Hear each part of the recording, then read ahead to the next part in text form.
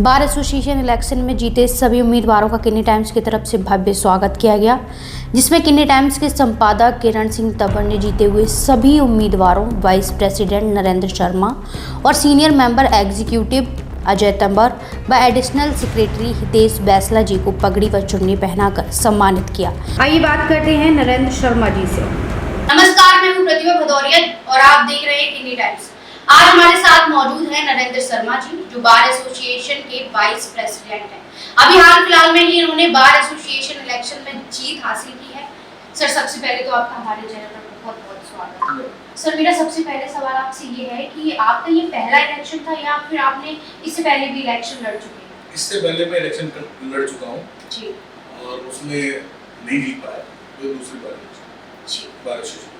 Sir, जैसे आजकल ना डिजिटल का बहुत ज़्यादा ज़माना है, आपने देखा होगा, जैसे आप मीडिया में भी रहे, आपने बताया, हर जगह आपने देखा होगा कि डिजिटली हम लोग ज़्यादा यूज़ कर रहे हैं। तो आप क्या इसमें डिजिटली यूज़ करना चाहेंगे? जैसे कि ई फिलिंग हो गया, ई फिलिंग एक ऐसा ऐप है जिसमें मतलब केस वगैरह का रहता है, तो आप डिजिटली यूज़ करना चाहेंगे यहाँ पे? देखो, जब से कोविड आया उससे पहले भी डिजिटल फाइलिंग या बाकी चीज़ों की मांग अलग अलग तौर पे रही, पर जब से कोविड आया तब से डिजिटल फाइलिंग या ई फाइलिंग या ऑनलाइन जितने भी नेटवर्किंग सिस्टम है जो हमारे कोर्ट से कनेक्टेड है, उन सब की मांग और जरूरत दोनों बढ़ी है। क्योंकि अब से पहले सब फिजिकल फाइलिंग होती थी तो सारे कागजों का इस्तेमाल होता था। कहीं ना कहीं सुप्रीम कोर्ट ने कोविड के दौरान इस चीज को ध्यान किया, सुप्रीम कोर्ट के बाकी अदालतों ने भी किया और हम ऑनलाइन ई फाइलिंग पे आ गए, जिसके माध्यम से सारी चीजें जज तक कंप्यूटर के माध्यम से पहुंचने लगी और जो पेपर फाइलिंग थी वो बड़ी कम हुई है और सुप्रीम कोर्ट और हाई कोर्ट धीरे धीरे पेपरलेस फाइलिंग पे आ गए। सर, जैसे कि मैंने देखा भी और सुना भी है कि साकेत कोर्ट में चैम्बर की बहुत ज्यादा परेशानी है, चैम्बर को बैठने के लिए बहुत समस्या का सामना करना पड़ता है, उसको लेकर आप क्या करेंगे? देखिए कि आपने जो सुना है वो बिल्कुल सही है।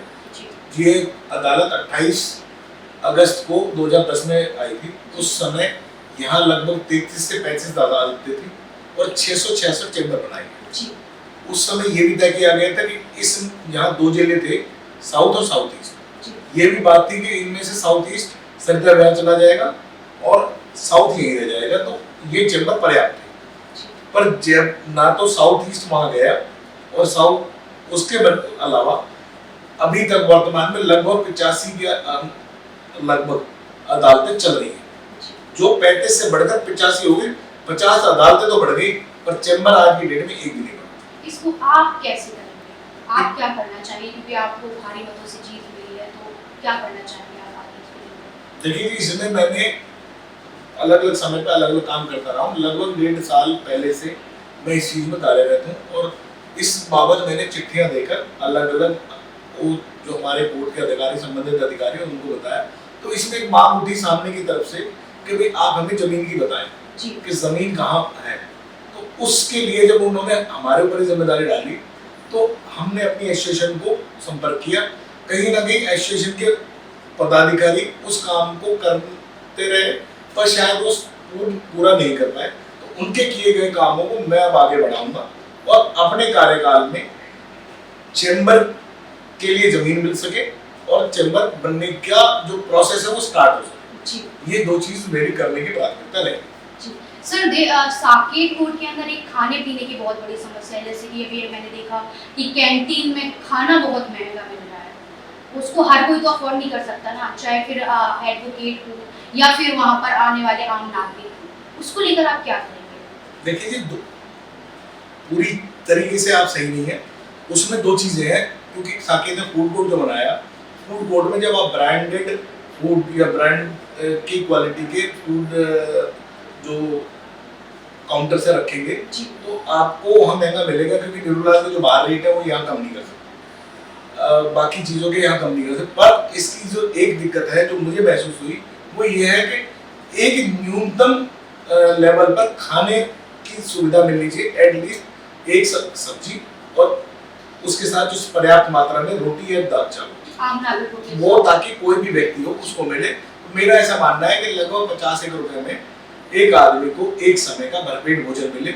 अगर वो निर्मला या बाकी चीजों के उस पे जाता तो कहीं ना कहीं वो चीजें तो उस रेट में रहेंगी जो मार्केट के रेट में, वो उस कीमत को नहीं घटा सकते।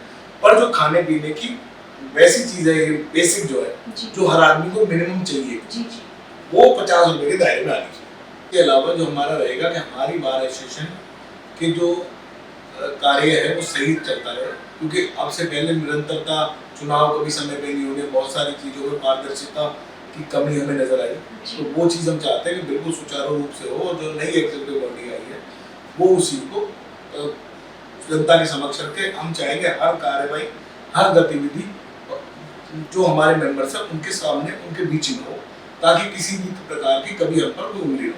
जी सर, आने वाले समय में जो यूथ एडवोकेट हैं उनके लिए आप क्या बड़ा एक्शन लेना चाहेंगे?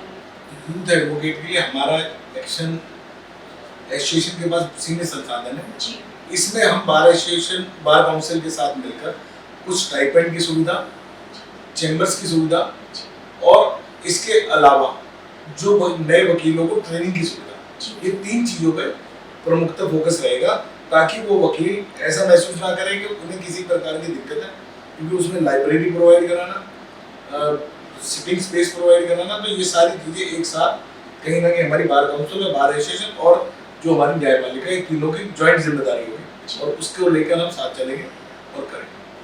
चलिए सर, हमारे साथ जुड़ने के लिए आपका बहुत बहुत धन्यवाद। हमारे और हमारे चैनल की तरफ से सर आपको बहुत बहुत धन्यवाद। तमाम बड़ी खबरों के लिए बने रहिए किन्नी टाइम्स के साथ। वीडियो को लाइक करें, चैनल को सब्सक्राइब करना ना भूलें।